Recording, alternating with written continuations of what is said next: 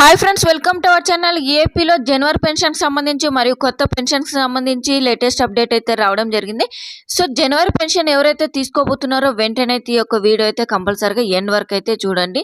మరియు కొత్తగా పెన్షన్స్ అనేది ఎప్పుడు రిలీజ్ చేస్తారు, దీనికి సంబంధించిన వివరాలు ఏంటి అనేది అయితే తెలుసుకుందాము.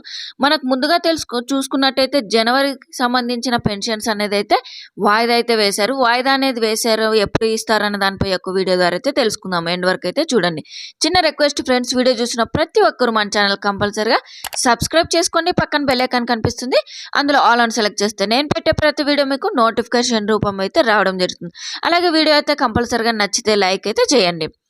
ఇక ముఖ్యంగా ఏపీలో వైఎస్ఆర్ పెన్షన్కి సంబంధించి చూసుకున్నట్టయితే మనకు డిసెంబర్ వరకు అయితే ఎవరైతే పెన్షన్ తీసుకుంటున్నారో వారందరికైతే 2750 రూపాయలు అయితే ఇవ్వడం జరిగింది కదా.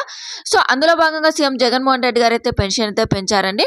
ఆ యొక్క పెంచిన డబ్బు చూసుకున్నట్టయితే మనకు 2750 నుంచి 3000కి అయితే చేశారండి. ఈ యొక్క 3000 అనేది అయితే మనకు జనవరి నుంచి అయితే అమల్లోకి అయితే రానుంది అయితే కూడా చెప్పడం జరిగింది.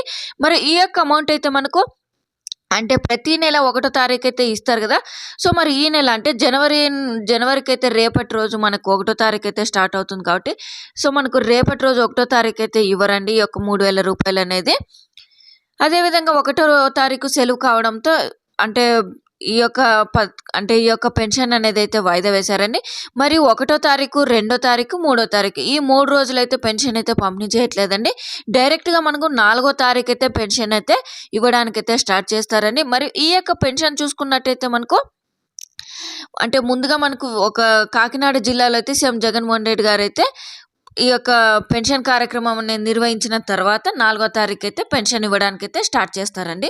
మరియు కొత్తగా పెన్షన్ అనేది చాలామంది అయితే డౌట్ అయితే ఉందండి. కొత్తగా అప్లై చేసుకున్న వారికి పెన్షన్ అనేది ఇస్తారా లేదా అని అయితే.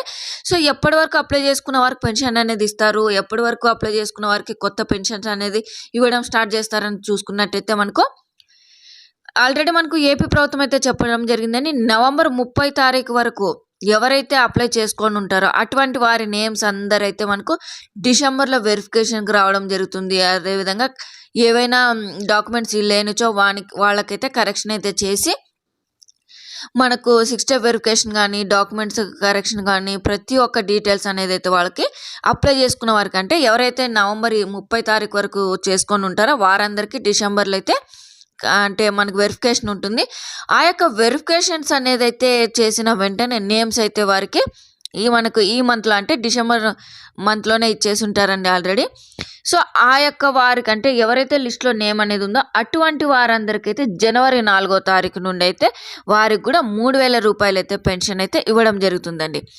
మరి ఈ యొక్క పెన్షన్స్ ఎవరెవరికి ఇస్తారని చూసుకున్నట్టయితే మనకు ఒంటరి మహిళలకు మరియు అవ్వతాతలకు మరియు వితంతువులకు అయితే ఇవ్వడం జరుగుతుందండి.